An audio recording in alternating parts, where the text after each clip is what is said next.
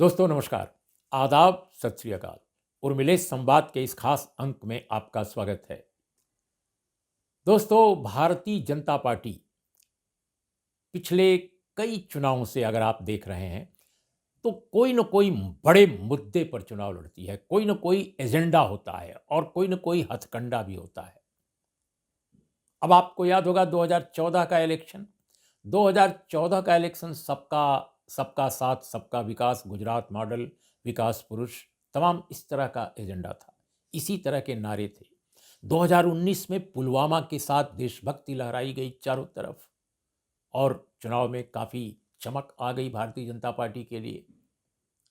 इस बार 2024 के चुनाव में क्या एजेंडा होगा, क्या हथकंडा होगा, ये बताने की जरूरत नहीं है। दोस्तों, एक तरफ अगर धर्म की गदा है तो दूसरी तरफ जो एजेंसियां हैं उनका जाल है।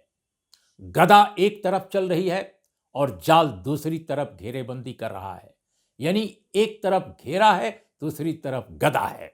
तो अगर आप देखें तो राम मंदिर के जरिए, अयोध्या कांड के जरिए पूरे देश में एक अजीब तरह का माहौल पैदा कर दिया गया है। जैसे इस देश में अगर धर्म का कोई ध्वजवाहक है तो सिर्फ और सिर्फ विश्व हिंदू परिषद है, आरएसएस है, भारतीय जनता पार्टी है। देश की सारी की सारी पार्टियां जो हैं वो धर्म विरोधी हैं, राम विरोधी हैं और उनको इस देश से, इस समाज से, इस देश की संस्कृति से, इस देश की कल्चर से, इस देश के धर्म से कोई नाता नहीं है। इस तरह का माहौल बनाया जा रहा है जैसे सिर्फ और सिर्फ भारतीय जनता पार्टी ही धार्मिक मिजाज की पार्टी है, से सब लोग जो हैं धर्म विरोधी हैं। और दूसरी तरफ यही पार्टी जितने और मुख्यमंत्री हैं, जितने और सरकारें हैं विपक्ष की, उनको डिस्टेबलाइज करने में लगी हुई हैं। कुछ को अलग ढंग से और कुछ के लिए रास्ता बिल्कुल अलग चुना गया है। अब जैसे उदाहरण के तौर पे आप देखिए कि तमिलनाडु में, केरल में वो हथकंडा नहीं चल पा रहा है जो बिहार में, झारखंड में और दिल्ली में चल रहा है, तो वहां के लिए दूसरा उपाय रखा गया है। लेकिन बिहार में, झारखंड में, दिल्ली में, यहां तक कि कर्नाटक में भी जितने प्रमुख नेता हैं विपक्ष शासित राज्य के, उनको घेरने की कोशिश है।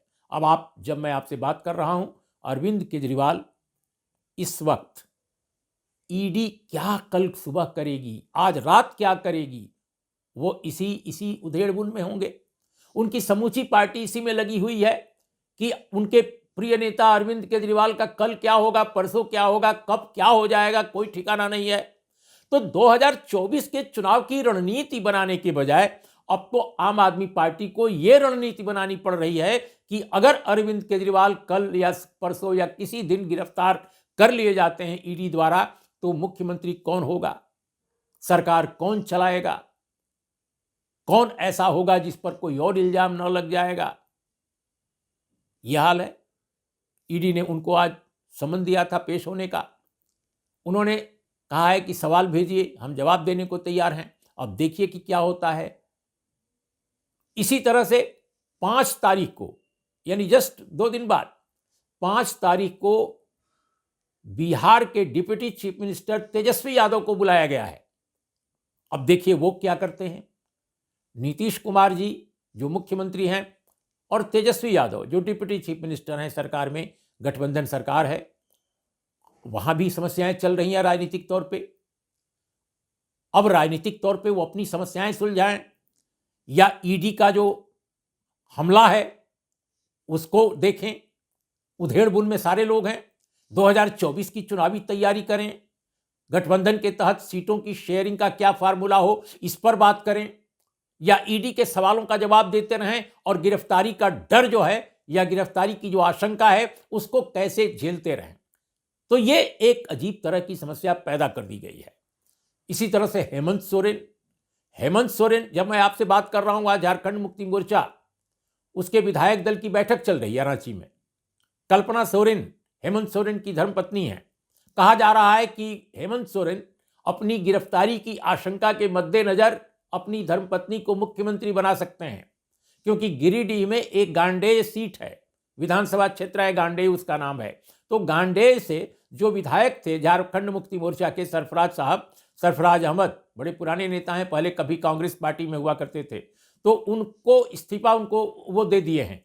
कहा गया कि इस्तीफा उनसे कहा गया था देने को, हालांकि वो ये कहते हैं कि नहीं नहीं बिल्कुल हमने सोच समझ कर दिया है। तो अब वो सीट खाली हो गई। अगर सीट खाली हो गई तो क्या वहां से कल्पना सोरेन चुनाव लड़ेंगी? एक ये सवाल पूछा जा रहा है, उठाया जा रहा है। तो जो भी हो, लेकिन हेमंत सोरेन भी परेशान है। अब वो झारखंड मुक्ति मोर्चा जो गठबंधन का नेता है, संगठन के रूप में वो नेतृत्व कर रहा है झारखंड की सरकार का, वहां एक अजब आशंका पैदा हो गई है कि मुख्यमंत्री ही गिरफ्तार किया जा सकता है। अरविंद केजरीवाल के बारे में, भाई उनके तो अनेक नेता गिरफ्तार हैं।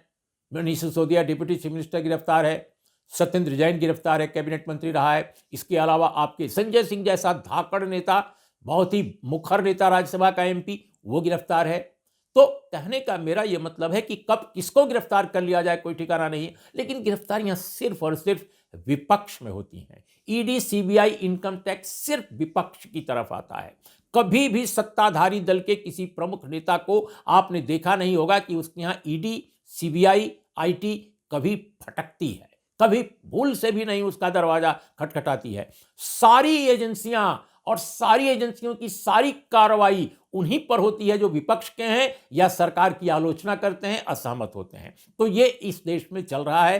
अब एक तरफ धर्म की गदा, दूसरी तरफ एजेंसियों का जाल, इसमें फंसे हुए हैं सारे के सारे। और ये सारे जो नेता मैंने नाम गिनाए आपको, सारे मुखर और सारे डायनेमिक हैं। हेमंत सोरेन मुख्यमंत्री हैं, अरविंद केजरीवाल मुख्यमंत्री के अलावा अपनी पार्टी के चीफ लीडर हैं। इसके अलावा तेजस्वी यादव अपनी पार्टी के बड़े नेता ही नहीं हैं, बल्कि वो भावी चीफ मिनिस्टर के रूप में पेश किए जाते हैं।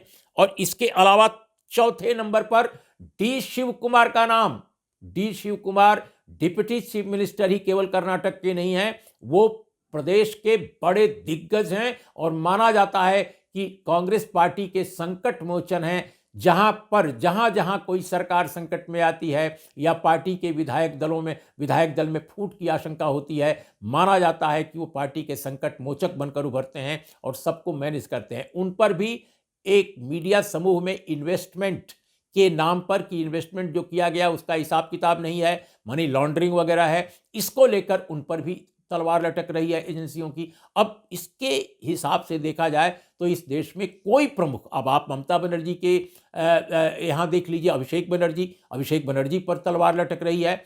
इसके अलावा कई ऐसे टीएमसी के नेता हैं जो गिरफ्तार हैं और कुछ गिरफ्तार होने की आशंका है।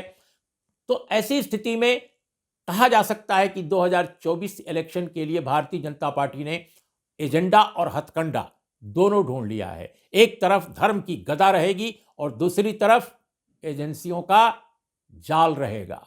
जाल बिछाएगा, गदा भांजेगा और चुनाव जीतेगा। ये है भारतीय जनता पार्टी के नेतृत्व का पूरा जो खेल। और ये जो खेल है कितना कामयाब होगा ये देखना बाकी है, लेकिन निश्चित रूप से विपक्ष इस समय निरुत्तर नजर आ रहा है। उसके सामने संकट है कि वो करे तो करे क्या करे। अभी तो विपक्ष ठीक से गोलबंद भी नहीं हुआ था कि धर्म की गदा चलने लगी और साथ में एजेंसियों का जाल फैलने लगा। तो आज इतना ही। नमस्कार, आदाब, सत श्री अकाल।